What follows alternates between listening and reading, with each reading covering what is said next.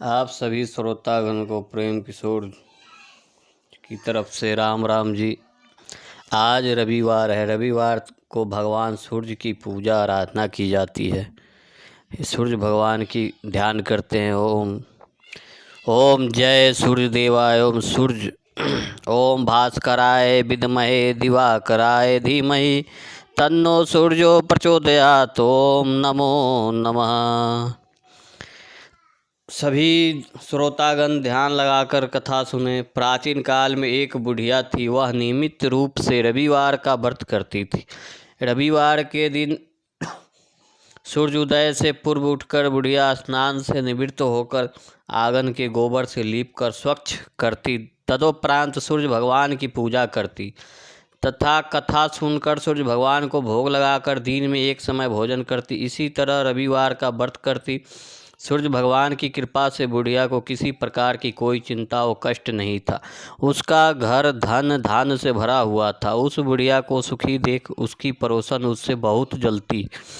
बुढ़िया रोजाना पड़ोसन के आंगन में बंधी गाय का गोबर लाती और अपना घर लिपती। शनिवार के दिन रात को पड़ोसन ने अपनी गाय को घर के भीतर बांध दिया ताकि बुढ़िया अपना घर ना लीप सके। रविवार को गोबर न मिलने से बुढ़िया अपना आंगन नहीं लीप सकी। आंगन न लीप पाने के कारण उस बुढ़िया ने सूर्य भगवान को भोग भी नहीं लगाया और उस दिन स्वयं भी भोजन नहीं किया। सूर्यास्त होने पर बुढ़िया भूखी प्यासी सो गई। रात्रि में सूर्य भगवान ने उसे स्वप्न में दर्शन दिए और व्रत न करने तथा उन्हें भोग न लगाने का कारण पूछा।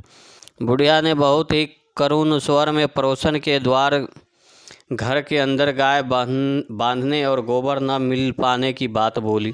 सूर्य भगवान ने अपनी अन्याय भक्त बुढ़िया की परेशानी का कारण जानकर उसके सब दुख दूर करते हुए कहा, हे माता, तुम प्रत्येक रविवार को मेरी पूजा व्रत करती रहो। मैं तुमसे अति प्रसन्न हूँ और तुम्हें ऐसा गाय प्रदान करता हूँ जो तुम्हारे घर आंगन को धन धान से भर देगी। तुम्हारी सभी मनोकामनाएं पूरी होगी। स्वप्न में उस बुढ़िया को ऐसा वरदान देकर सूर्य भगवान अंतर्ध्यान हो गए। प्रातः काल सूर्योदय से पूर्व उस बुढ़िया की आंख खुली तो वह अपने घर के आंगन में एक सुंदर गाय और बछड़े को देखकर हैरान हो गई। गाय को आंगन में बांधकर उसने जल्दी से उसे चारा लाकर खिलाया। पड़ोसन ने उस बुढ़िया के आंगन में बंधी सुंदर गाय और बछड़े को देखा तो वह उससे और अधिक जलने लगी। तभी गाय ने सोने का गोबर दिया। गोबर को देखते ही पड़ोसन की आंखें फट गई। पड़ोसन ने उस बुढ़िया को आसपास न पाकर तुरंत उस गोबर को उठाया और अपने घर ले गई तथा अपनी गाय का गोबर वहां रख आई। सोने के गोबर से पड़ोसन कुछ ही दिन में धनवान हो गई। गाय प्रतिदिन सूर्योदय से पूर्व सोने का गोबर करती और बुढ़िया के उठने के पहले ही पड़ोसन उस गोबर को उठा कर ले जाती। बहुत दिन तक बुढ़िया को सोने के गोबर के बारे में कुछ पता नहीं चला। बुढ़िया पहले की तरह हर रविवार को भगवान सूर्यदेव का व्रत करती रही और कथा सुनती रही। सूर्य भगवान को जब पड़ोसन की चालाकी का पता चला तो उन्होंने एक दिन तेज आंधी चलाई। आंधी का प्रकोप देखकर बुढ़िया ने अपनी गाय को घर के भीतर बांध दी। अब पड़ोसन सोने का गोबर न ले जा सकी। सुबह उठकर बुढ़िया ने सोने का गोबर देखा तो उसे बहुत आश्चर्य हुआ। उस दिन के बाद बुढ़िया गाय को घर के भीतर बांधने लगी। सोने के गोबर से कुछ ही दिनों में वह बुढ़िया बहुत धनी हो गई। बुढ़िया के धनी होने से पड़ोसन और बुरी तरह जल भूनकर राख हो गई। अब की बार उसने अपने पति को नगर के राजा के पास भेजा और बुढ़िया के पास सोने का गोबर देने वाली गाय के बारे में बताया। राजा ने अपने सैनिक भेजकर बुढ़िया की गाय लाने का आदेश दे दिया। सैनिक बुढ़िया के घर पहुंचे। उस समय बुढ़िया सूर्य भगवान को भोग लगाकर स्वयं भोजन ग्रहण करने वाली थी। राजा के सैनिक जबरदस्ती गाय और बछड़े को महल की ओर ले चले। बुढ़िया ने प्रार्थना की, बहुत रोई चिल्लाई, लेकिन राजा के सैनिक नहीं माने। गाय और बछड़े के चले जाने से बुढ़िया को बहुत दुख हुआ। उस दिन उसने कुछ नहीं खाया और भूखी प्यासी सारी रात सूर्य भगवान से गाय और बछड़े को लौटाने के लिए प्रार्थना करती रही। गाय देखकर राजा बहुत खुश हुआ। सुबह जब राजा ने सोने का गोबर देखा तो उसके आश्चर्य का ठिकाना न रहा।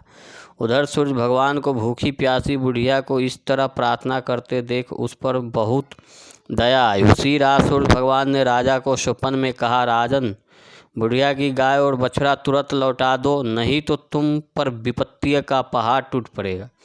तुम्हारे राज्य में भूकंप आएगा, तुम्हारा महल नष्ट हो जाएगा। सूर्य भगवान के स्वप्न से बुरी तरह भयभीत राजा ने प्रातः उठते ही गाय और बछड़ा बुढ़िया को लौटा दिया। राजा ने अपनी तरफ से भी बहुत सा धन देकर बुढ़िया से अपनी गलती के लिए क्षमा मांगी।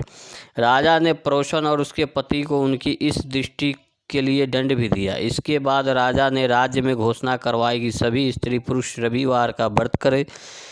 जनता ने भी ऐसा ही किया। रविवार का व्रत करने से सभी लोगों के घर धन धान से भर गए, चारों ओर खुशहाली छा गई। सभी लोग के शारीरिक कष्ट दूर हो गए, निसंतान स्त्रियों की गोद भर गई। राज्य में सभी स्त्री पुरुष सुखी जीवन यापन करने लगे। प्रेम से बोलिए सूर्य भगवान की जय।